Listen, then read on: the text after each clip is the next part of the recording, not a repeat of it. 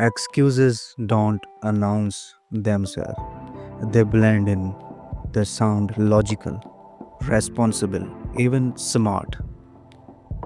That's why most people don't notice when excuses start running their lives.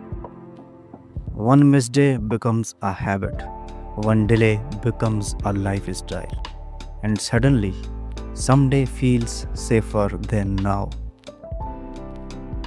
Ask yourself this: if excuses really protected you, why do they always leave you exactly where you started?